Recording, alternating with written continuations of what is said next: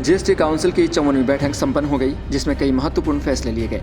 केंद्रीय वित्त मंत्री निर्मला सीतारमण की अध्यक्षता में हुई इस बैठक में जीएसटी के तहत कई नए बदलावों की घोषणा की गई, जिनमें आम जनता को राहत मिलने की उम्मीद है। हालांकि कुछ महत्वपूर्ण मुद्दों पर अब भी चर्चा जारी है और उन्हें टाल दिया गया है। और इस बैठक के दौरान सबसे बड़ा फोकस टैक्स में राहत और कुछ प्रमुख क्षेत्रों पर जीएसटी में कटौती पर रहा, विशेषकर स्वास्थ्य से जुड़े क्षेत्रों और धार्मिक यात्राओं पर। आइए इन फैसलों का विस्तार से विश्लेषण करते हैं। कैंसर की दवाओं पर जीएसटी में कटौती की गई है। जी हां, जीएसटी काउंसिल ने एक बहुत बड़ा फैसला कैंसर के मरीजों के हित में लिया। कैंसर की दवाओं पर लगने वाला जीएसटी अब 12% से घटाकर सिर्फ 5% कर दिया गया है। इससे कैंसर से पीड़ित मरीजों और उनके परिवारों को आर्थिक राहत मिलेगी। स्वास्थ्य क्षेत्र में दवाओं की कीमत हमेशा से एक गंभीर मुद्दा रहा है और सरकार का यह कदम इस दिशा में एक स्वागत योग्य पहल है। कैंसर के उपचार में दवाओं की महंगी कीमतें एक बड़ी समस्या रही हैं और जीएसटी में यह कटौती उन हजारों मरीजों के लिए उम्मीद की किरण साबित हो सकती है जो लंबे समय से आर्थिक बोझ का सामना कर रहे हैं। वहीं हेलीकॉप्टर सेवाओं पर भी जीएसटी में कमी की गई है। जी हां, धार्मिक यात्राओं के लिए हेलीकॉप्टर सेवाओं पर भी जीएसटी काउंसिल ने राहत दी है।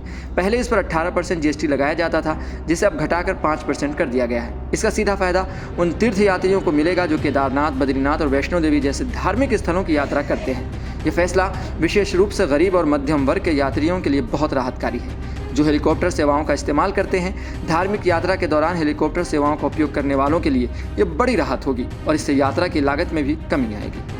नमक पर भी जीएसटी में कटौती की गई है। साथ ही नमक पर लगने वाला जीएसटी भी अब 18% से घटाकर 12% कर दिया गया है। हालांकि नमक का उपयोग हर घर में होता है और यह एक आम उपभोक्ता वस्तु है, लेकिन इसकी कीमत में जीएसटी की वजह से आम लोगों पर आर्थिक दबाव बढ़ रहा था। इस कटौती से नमक के दामों में कमी आएगी और इसका असर उपभोक्ताओं की जेब पर भी पड़ेगा। शैक्षणिक संस्थानों पर भी जीएसटी से राहत मिलेगी। जी हां, जीएसटी काउंसिल ने शैक्षणिक और अनुसंधान संस्थानों पर लगने वाले जीएसटी को लेकर भी एक बड़ा फैसला लिया है। वित्त मंत्री निर्मला सीतारमण ने घोषणा की कि केंद्र या राज्य सरकार के अधीन आने वाले विश्वविद्यालयों और अनुसंधान केंद्रों को रिसर्च फंडिंग पर जीएसटी नहीं देना होगा, चाहे वह फंड सरकार से आए या निजी क्षेत्र से। यह घोषणा उस समय आई है जब पिछले महीने आईआईटी दिल्ली समेत कई प्रमुख संस्थानों के रिसर्च फंडिंग पर जीएसटी का नोटिस मिला था। इस पर काफ़ी आलोचना हुई थी, जिसके बाद जीएसटी परिषद ने यह राहत देने का निर्णय लिया। बीमा प्रीमियम पर भी जीएसटी पर चर्चा हुई। जी हां, जीएसटी काउंसिल की इस बैठक में स्वास्थ्य बीमा और जीवन बीमा प्रीमियम पर लगने वाले जीएसटी को कम करने पर भी चर्चा हुई। बीमा प्रीमियम पर लगने वाले जीएसटी को लेकर यह एक महत्वपूर्ण मुद्दा था और इसे अब मंत्रियों के समूह GOM के पास भेजा गया है, जो अक्टूबर 2024 तक अपनी रिपोर्ट तैयार करेगा। यह रिपोर्ट नवंबर 2024 में होने वाली जीएसटी काउंसिल की बैठक में प्रस्तुत की जाएगी, जहां इस पर अंतिम निर्णय लिया जाएगा। बीमा प्रीमियम पर जीएसटी में संभावित कटौती से बीमा योजनाएं सस्ती होंगी और अधिक लोग इन योजनाओं का लाभ उठा सकेंगे। ऑनलाइन पेमेंट्स पर भी बात कर लेते हैं। ऑनलाइन पेमेंट्स पर जीएसटी का मामला उठाया गया। इस बैठक में ऑनलाइन पेमेंट्स पर जीएसटी को लेकर भी चर्चा हुई, लेकिन इसे फिलहाल फिटमेंट कमेटी के पास भेजा गया है। ऑनलाइन पेमेंट्स और डिजिटल ट्रांजैक्शन के बढ़ते महत्व को देखते हुए इस पर जीएसटी का निर्धारण एक बड़ा मुद्दा बन गया है। फिटमेंट कमेटी इस पर अपनी सिफारिशें देगी, जिसके बाद भविष्य में इस पर भी कोई ठोस निर्णय लिया जा सकता है।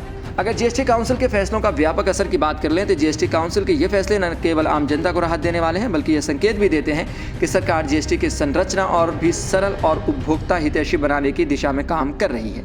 विशेष रूप से स्वास्थ्य और शिक्षा जैसे महत्वपूर्ण क्षेत्रों में टैक्स में राहत देने के फैसले ये दर्शाते हैं कि सरकार उन क्षेत्रों पर ध्यान केंद्रित कर रही है जो सीधे तौर पर आम लोगों के जीवन को प्रभावित करेंगे। कैंसर की दवाओं पर जीएसटी में कटौती हो या धार्मिक यात्राओं के लिए हेलीकॉप्टर सेवाओं पर टैक्स में राहत, ये सभी कदम आम जनता के जीवन को आसान बनाने की दिशा में उठाए गए। इसके साथ ही ऑनलाइन पेमेंट्स और बीमा प्रीमियम पर भी जीएसटी जैसे जटिल मुद्दों को लेकर यह स्पष्ट हो रहा है कि सरकार भविष्य में इन मामलों पर भी उपभोक्ताओं के हितों को में ध्यान रखते हुए सुधारात्मक कदम उठा सकती है।